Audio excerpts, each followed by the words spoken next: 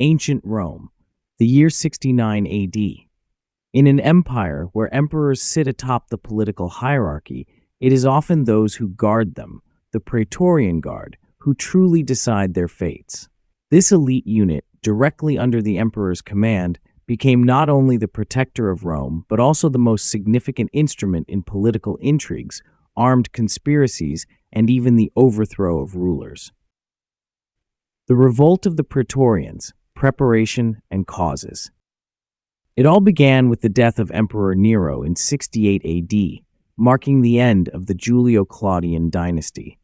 Nero's reign had been one of cruelty, excess, and internal instability, but his death created a complete political vacuum. Who could claim the throne, especially if the emperor himself had been nothing more than a puppet in the hands of the Praetorians, as had been the case throughout much of his rule? The joy of his death spread across the empire, as numerous provinces began to vie for control, each with its own claim to the throne.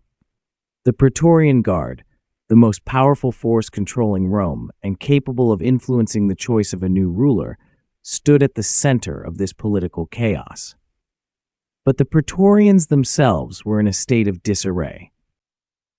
In 69 AD, after Nero's death, the throne was occupied by Galba, who, despite his successful military career, was extremely unpopular with both soldiers and the public. His strictness and cautiousness led to dissatisfaction within the army and among the people. It was here that the Praetorian Guard, part of a broader conspiracy against the emperor, played a key role. Who, then, were these individuals who had the power to depose rulers? The Praetorian Guard had been established in 27 BC by Augustus and became an integral part of Roman political life. The ambitions of its members often transcended the boundaries of military duty. The Revolt of 69 AD was no exception. Conspiracies, rumors, and legends. Legends surrounding the Praetorians had already taken root during Nero's reign. Nero himself often complained about his dependence on the Praetorians, stating that his life and power were in their hands and that they could overthrow him at any moment.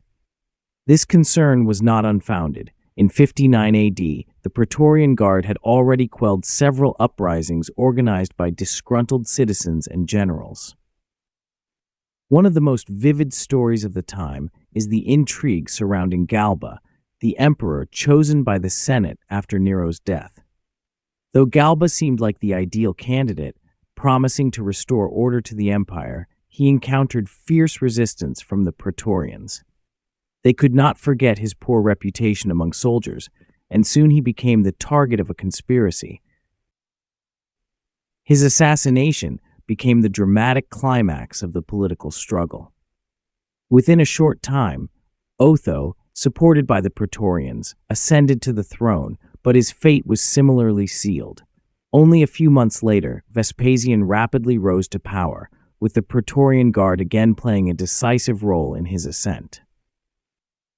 This was an era of chaos and rapid changes in leadership, where emperors were replaced in quick succession, and the throne seemed open to anyone who had the support of the Praetorians. Yet, even with a new ruler, stability remained elusive. Rumors of new conspiracies, secret meetings with political rivals, and potential betrayals filled the streets of Rome. The Praetorian Guard as a political force. One of the most striking aspects of the political influence of the Praetorian Guard was their business. The Guard had a tradition of selling the emperor's position to the highest bidder. According to rumors, after Nero's death, the Praetorians declared that any contender for the throne who could pay sufficiently would be recognized as the legitimate ruler. The price for such purchases became so high that, when Vespasian ascended to power in 69 AD, his appointment also involved significant bribes and agreements.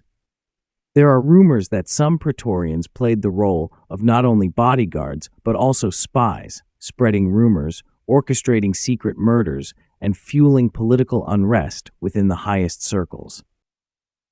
In Rome, this was seen as a new form of corruption, which, despite its dangers, became increasingly influential.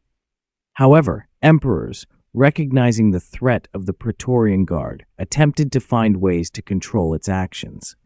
In this regard, Vespasian, despite his victory, took measures to reduce the power of the Praetorians by sending part of them to distant regions of the empire. The fates of the Praetorians. The revolt of the Praetorians in 69 AD symbolized their decisive intervention in Roman politics. The Praetorian Guard, disappointed with Galba's actions, played an active role in his overthrow, and throughout the year, they supported one contender for the throne after another. However, these political games soon led to a situation where the Guard found itself in a very precarious position. Emperors who had used their help realized that trusting the Praetorians was dangerous and began looking for ways to weaken their influence. It is unknown how this period of instability might have ended if Vespasian had not consolidated his power and become more independent from the Praetorian Guard. Yet, this period in Roman history remains one of the most dramatic, when soldiers, armed with treachery and a thirst for power, could change the course of the empire's future. The memories of this time, full of rumors, intrigue, and mysterious murders, lingered long in the minds of Romans and in legends. Since then, the Praetorian Guard, despite its official duty as the emperor's bodyguard, became a symbol of behind-the-scenes manipulation, intrigue, and power capable of dramatically altering the fates of Rome.